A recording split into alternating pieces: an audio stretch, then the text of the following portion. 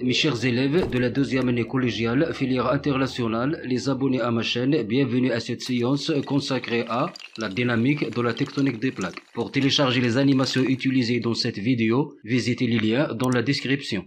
Mes chers élèves, selon la théorie de la tectonique des plaques, le nord du Maroc est situé sur une marge active limitant la plaque africaine et la plaque eurasienne qui se convergent. Cette zone est le siège d'une sismicité élevée comme les séismes d'El Hoceima. Alors, quels sont les phénomènes géologiques majeurs de la tectonique des plaques et quel est le moteur général de la tectonique des plaques?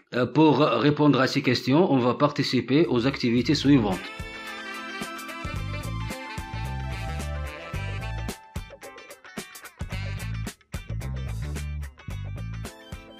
On va tout d'abord découvrir les phénomènes géologiques majeurs des zones de divergence, en étudiant comme exemple la divergence entre la plaque africaine et la plaque de l'Amérique du Sud. Pour cela, on commence à étudier le relief et la structure géologique du fond de l'océan Atlantique. Lorsqu'on observe la carte topographique du fond de l'océan Atlantique, on constate les domaines ou les entités topographiques suivantes, en partant des continents vers le milieu de l'océan Atlantique. Le plateau continental aux plateformes est le prolonge du continent dans l'océan, qui peut atteindre 50 mètres de profondeur. Le talus continental est la zone de transition entre la plateforme et la plaine abyssale, de fortes pentes de profondeur allant jusqu'à 2000 mètres. La plaine abyssale est la partie plate du fond de l'océan, allant jusqu'à 5000 mètres de profondeur. La dorsale médio-océanique ou ride médio-océanique, c'est une chaîne de montagnes parcourant l'Atlantique du sud vers le nord, jalonnée par des failles transversales appelées failles décrochantes. Le rift, c'est une fissure de grande envergure du fond océanique. Au milieu de la ride médio-océanique, cette fissure est ouverte sur les couches profondes du globe terrestre, allant jusqu'à la stélosphère. Le rift océanique est la limite entre la plaque de l'Afrique et la plaque de l'Amérique du Sud. Comme on le voit sur cette coupe simplifiée dans l'Atlantique, les principaux structures morphologiques du fond océanique sont le plateau continental aux plateformes, le talus continental, la plaine abyssale, la dorsale ou la ride médio-océanique et le rift. Géométriquement, on constate que le rift océanique représente un axe de symétrie au centre de l'Atlantique. En effet, de part et de l'autre du rift, on constate les mêmes structures topographiques. Les études pétrographiques du plancher océanique ont montré que la croûte océanique est constituée du basalte. Il s'agit d'une roche magmatique résultante de la solidification sous l'eau du magma basaltique. On va étudier le mécanisme de la formation des roches magmatiques dans la séance prochaine. Les études de datation de la croûte océanique ont abouti à conclure que l'âge du basalte de la croûte océanique augmente chaque fois qu'on s'éloigne du rift vers les continents. En effet, le basalte proche du rift est plus récent, alors que le basalte proche du continent est plus ancien. On a démontré aussi que le rift est comme axe de symétrie de l'âge du basalte du fond océanique, comme on a observé aussi une symétrie du paléomagnétisme de la croûte océanique. Alors comment les géologues ont expliqué ces observations de symétrie, de relief, de l'âge et du paléomagnétisme de la croûte océanique?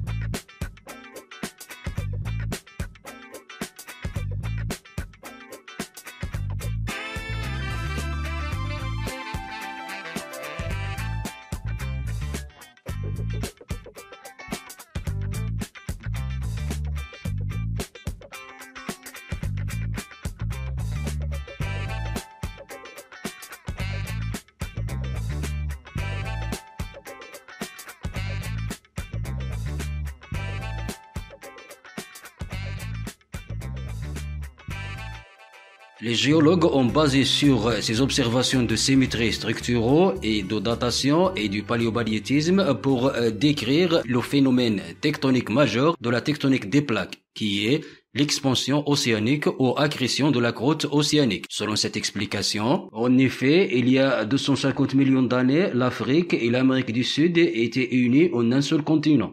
Des montées de courants de chaleur nommés courants de convection des profondeurs de la Terre ont provoqué un amincissement et une fracturation et puis formation d'une vallée puis d'un rift. Et puis la scission de ce continent en deux continents séparés par une mer qui s'élargit peu à peu. À travers ce rift monte du magma qui se solidifie et forme de nouvelles croûtes océaniques. Et les courants de convection font diverger les deux continents. La montée des courants de convection au niveau du rift font pousser la plaque africaine vers l'est et la plaque sud-américaine vers l'ouest. Ce déplacement est accompagné d'une montée du magma basaltique depuis la stélosphère. Ce magma prend place entre les deux plaques séparées et se solidifie pour former de nouvelles croûtes océaniques. Ce phénomène a débuté depuis 250 millions d'années et continue actuellement. C'est l'expansion du fond océanique.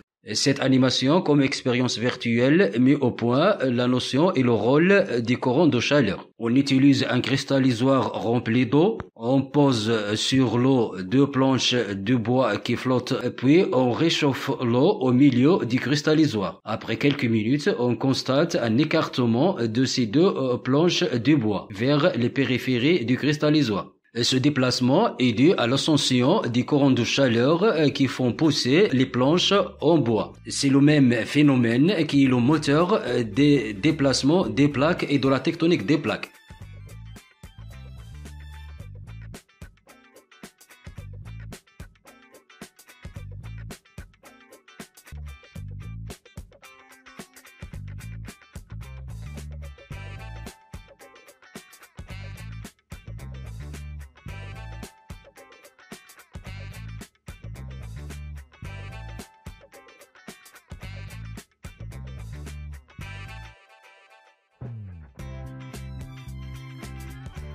Alors maintenant, on va découvrir les phénomènes géologiques majeurs qui se produisent dans les zones de convergence des plaques. On va étudier la limite de la plaque Nazca et de la plaque de l'Amérique du Sud, qui se rapprochent d'environ de 80 cm par an.